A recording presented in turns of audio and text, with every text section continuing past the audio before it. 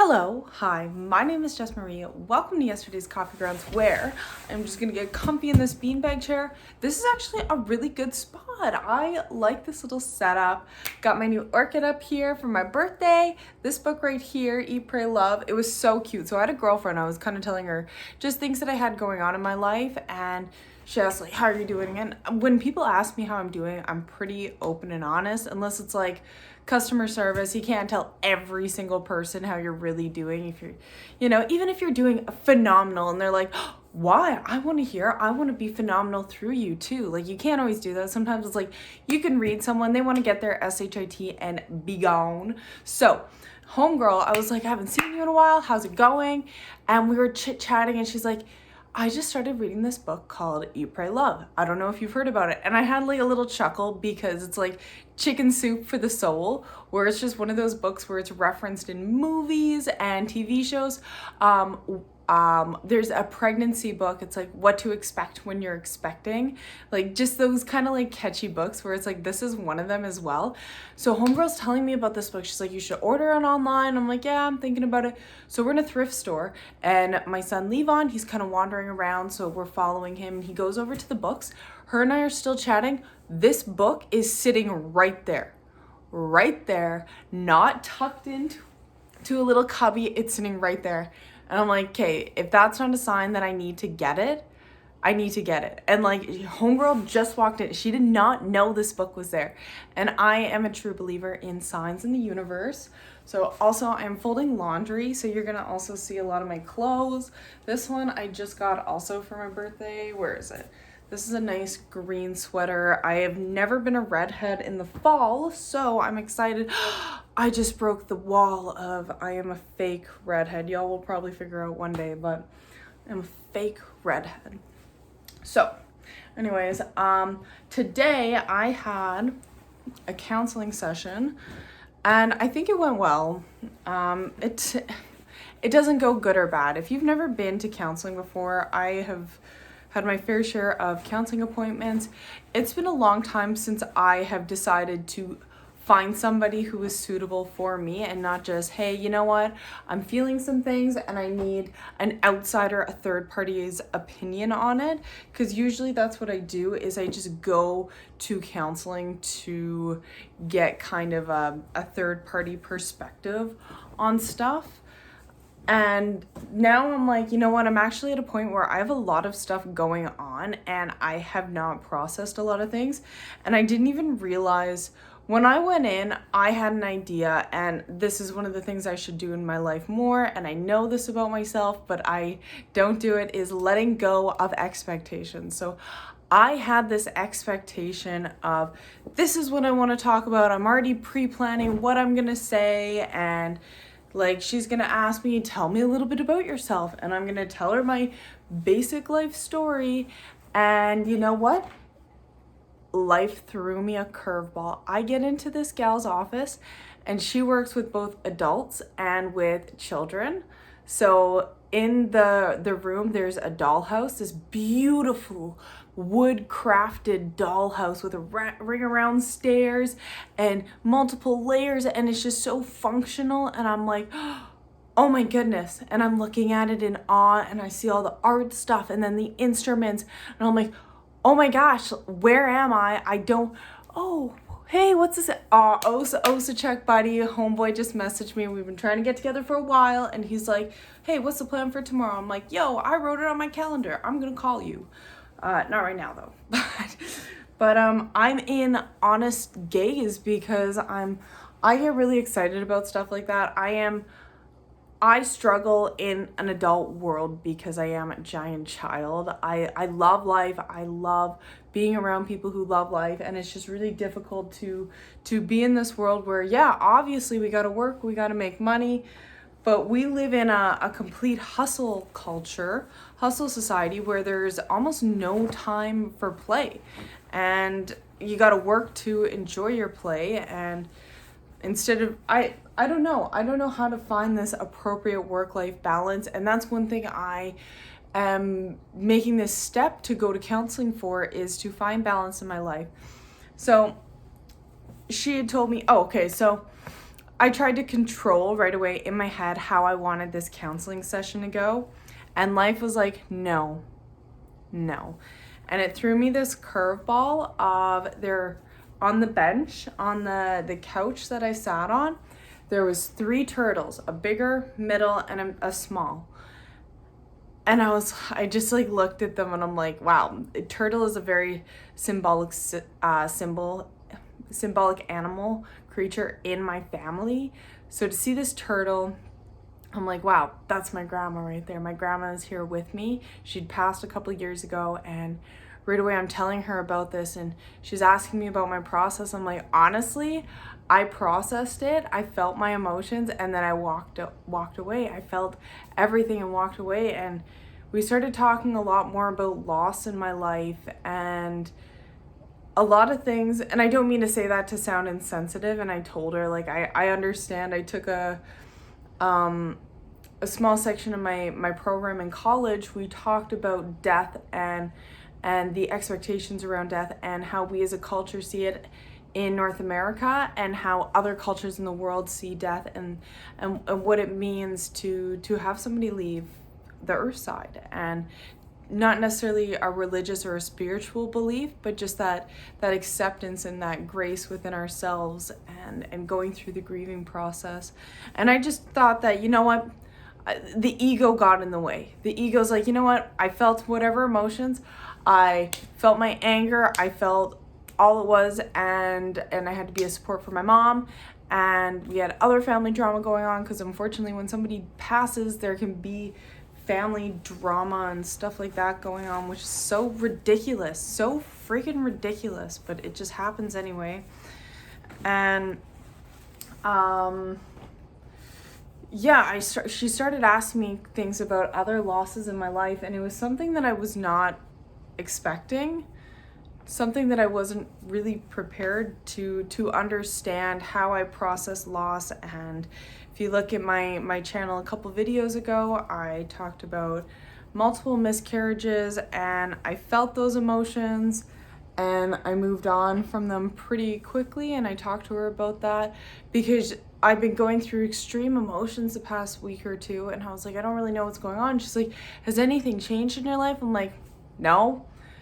And I was like, oh my gosh, I forgot. I forgot. I blanked out that even happened in my life. And that just, I don't know if it's because I'm spaced out or if I just tuned out, whatever that it was. And I just kind of went through that emotion and I guess numbed it and blocked it out of my memory. You know, I don't want to use the word trauma because I find that a lot of people overuse it, but it is a symptom of trauma where we block out things that were harsh, and the body will do that to protect itself. And that's what I kind of come to think that I'm doing is protecting myself from these emotions and these feelings around loss. And it's same with when I've lost friends, I still dwell on friendships that I've lost. And it's still a physical loss. It's not like they've left the earth side, but they've still left my life in a significant way.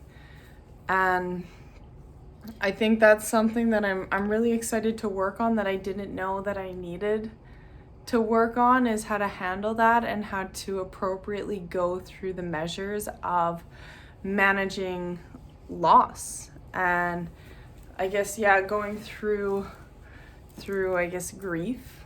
I don't know what this is gonna have in store for me, but it's just something I really tried. I went in and I was like, have an open mind, but this is what I want to talk about. And life just had something else to offer me and to show me, hey, this is your starting point. And I really want to be balanced. I want to get my emotions in check. I want to be able to emotionally regulate myself, be able to feel my emotion, be like, yeah, I feel angry. One of the things we were talking about, and somebody else has told me this, is because I told her I have a hard time because I have a son and life measures, you know, if you're at work, you can't obviously express anger right in the moment, is how do I capture that energy of, we'll use anger. I'm mad. How do I capture that energy and come back to it later? And she gave me this mental activity or a mild meditation of, in the moment, okay, I feel anger. Give my son food. He's really determined to carry it from the table over, and it's a cup of soup, and I just happen to fill it up a little bit too much, and I'm like, no, I'll carry it. But he's independent. He's 2. He wants to do it himself, and the soup spills all over the carpet, and we don't have a carpet cleaner. And now I'm upset because I just maybe clean the carpet. I don't know, vacuum, whatever. And I feel that anger. It comes up, it arises, and she's like, you get that emotion and you find a safe space. It's some kind of vessel. Doesn't matter what the vessel is, just something to hold that emotion. You put that emotion in the vessel and you have it in a safe spot. And sometimes you're able to come back to it and there it is. Other times it will resolve itself. Anger is one of those things. Well, yeah, you might in the moment feel that anger and be cleaning it up, and you just continuously put that emotion into your vessel, whatever your vessel may be, whether it's a special box, whether it's a jar, a container, whatever it may be. And I'm like, oh, boom, perfect. I've done this before. I know where my vessel is. I know where my safe space is. And speaking of safe space, another thing that she had brought up to me, she's like, it sounds to me like you don't have a safe place to express your emotion. And I'm like, I don't know, because she asked me if I feel like if I enjoyed living where I do in my town. I was like, you know what? I wanted to leave for a long time. And she's like, what do you need from the town? And I'm like, I need to be able to walk somewhere, to go to the forest and lay down without hearing the highway, without hearing the cars, traffic, without hearing construction, and without feeling like I'm gonna hear somebody walking and cracking sticks. I want to know that if I hear that, that is more likely animal or spirit coming, not a human, or I guess it'd just be a human, right? I want to be in a space where I can talk to Creator, where I don't have to drive out to the mountains. And there's a couple places that I can go to, but it's also on native land. And for me, unless I feel really called and I ask for permission, there's times where I've asked for permission and Spirit has said yes. There's times where Spirit's like, no, not today. And I don't like hearing no, so I just, unless I feel really called and I ask ahead of time to go to this one spot, it's one spot. Just because out of respect, it is sacred land and I don't want to invade. I don't want to do anything to cause disturbance. Like it's not mine. We as a society, I know it's not my generation or my parents' generation, but we've taken a lot and we've disrespected the land a lot. I just don't need to add on to that, even though I know who I am as a person and what my intentions are. It's not about me, and that's all I have to say about that. So this is what I said to her when she asked me if I needed a safe space, and I told her just a little bit about my family, like my parents and stuff like that, and my brother, and she's like, it sounds like you've learned how to suppress your feelings. You feel your emotions, but you suppress them at the same time, and you need to, well, she didn't say you need to. She definitely didn't say that. But she just said, like, to me it sounds like you're just you don't have a safe place. You don't have a place where you feel like you can be heard, you can be validated. And she's like, I want to give you that space. And it's like, I really appreciated that. And it's something I had to think about, because I'm like, I feel like I do have a lot of safe places.